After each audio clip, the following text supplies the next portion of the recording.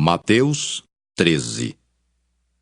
Tendo Jesus saído de casa naquele dia, estava sentado junto ao mar. E ajuntou-se muita gente ao pé dele, de sorte que, entrando num barco, se assentou. E toda a multidão estava em pé na praia. E falou-lhe de muitas coisas por parábolas, dizendo: Eis que o semeador saiu a semear.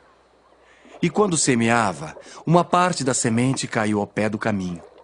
E vieram as aves e comeram-na. E outra parte caiu em pedregais, onde não havia terra bastante. E logo nasceu, porque não tinha terra funda. Mas vindo o sol, queimou-se e secou-se, porque não tinha raiz. E outra caiu entre espinhos, e os espinhos cresceram e sufocaram-na. E outra caiu em boa terra e deu fruto. Um a 100, outro a 60 e outro a 30. Quem tem ouvidos para ouvir, que ouça. E acercando-se dele, os discípulos disseram-lhe: Por que lhes falas por parábolas? Ele respondendo disse-lhes: Porque a vós é dado conhecer os mistérios do reino dos céus, mas a eles não lhes é dado.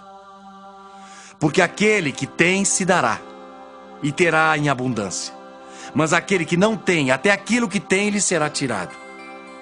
Por isso lhes falo por parábolas.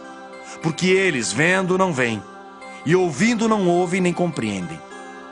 E neles se cumpre a profecia de Isaías que diz: Ouvindo ouvireis, mas não compreendereis.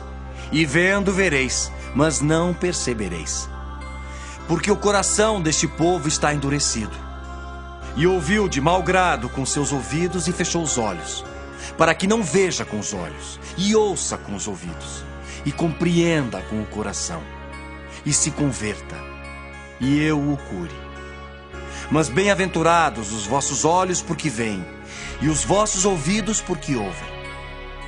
Porque em verdade vos digo, que muitos profetas e justos desejaram ver o que vós vedes e não o viram, e ouvir o que vós ouvis e não ouviram.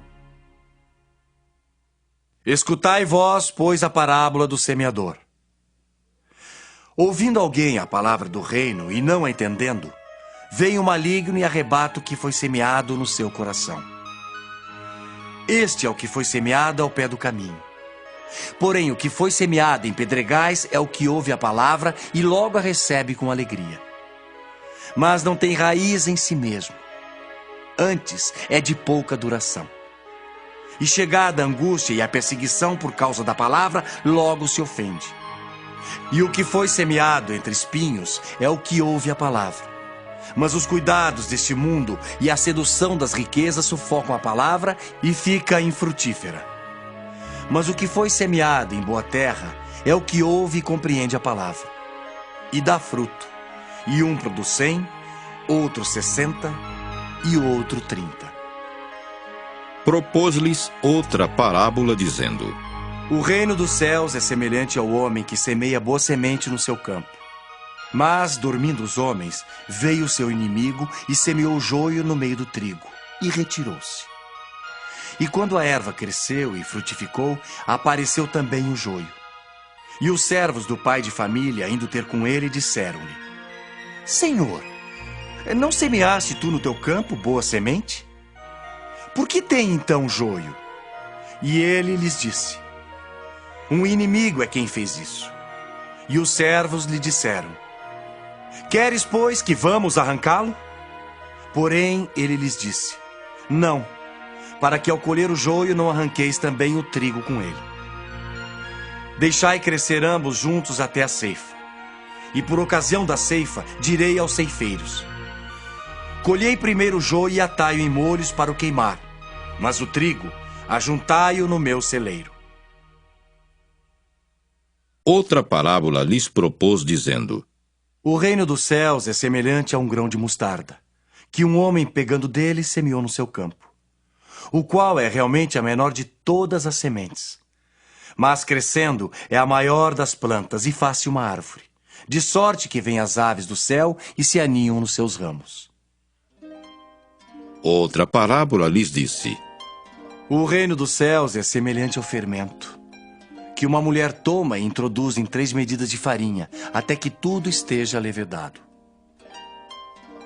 Tudo isso disse Jesus por parábolas à multidão, e nada lhes falava sem parábolas, para que se cumprisse o que fora dito pelo profeta que disse: Abrirei em parábolas a boca, publicarei coisas ocultas desde a criação do mundo. Então, tendo despedido a multidão, foi Jesus para casa, e chegaram ao pé dele os seus discípulos, dizendo: Explica-nos a parábola do joio e do campo. E ele respondendo disse-lhes: O que semeia a boa semente é o filho do homem.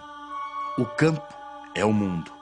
A boa semente são os filhos do reino, e o joio são os filhos do maligno. O inimigo que o semeou é o diabo, e a ceifa é o fim do mundo.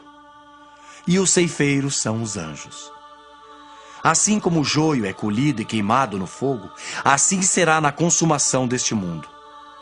Mandará o Filho do Homem os seus anjos, e eles colherão do seu reino tudo o que causa escândalo e os que cometem iniquidade. E lançá-los-ão na fornalha de fogo. Ali haverá pranto e ranger de dentes. Então, os justos resplandecerão como o sol no reino de seu Pai. Quem tem ouvidos para ouvir, que ouça. Também o reino dos céus é semelhante a um tesouro escondido num campo, que um homem achou e escondeu. E pelo gozo dele vai, vende tudo quanto tem e compra aquele campo. Outro sim, o reino dos céus é semelhante ao homem negociante, que busca boas pérolas. E encontrando uma pérola de grande valor, foi, vendeu tudo quanto tinha e comprou-a. Igualmente, o reino dos céus é semelhante a uma rede lançada ao mar, e que apanha toda a qualidade de peixes. E estando cheia, a puxam para a praia, e assentando-se, apanham para os cestos os bons. Os ruins, porém, lançam fora. Assim será na consumação dos séculos. Virão os anjos e separarão os maus dentre os justos, e lançá-los-ão na fornalha de fogo. Ali haverá pranto e ranger de dentes. E disse-lhes Jesus: Entendestes todas estas coisas? Disseram-lhe eles: Sim, Senhor. E ele disse-lhes: Por isso, todo escriba instruído acerca do reino dos céus é semelhante a um pai de família que tira do seu tesouro coisas novas e velhas. E aconteceu que Jesus, concluindo essas parábolas, se retirou dali, e chegando à sua pátria, ensinava-os na sinagoga deles, de sorte que se maravilhavam e diziam: De onde veio a este a sabedoria e estas maravilhas? Não é este o filho do carpinteiro? E não se chama sua mãe Maria, e seus irmãos Tiago, e José, e Simão, e Judas?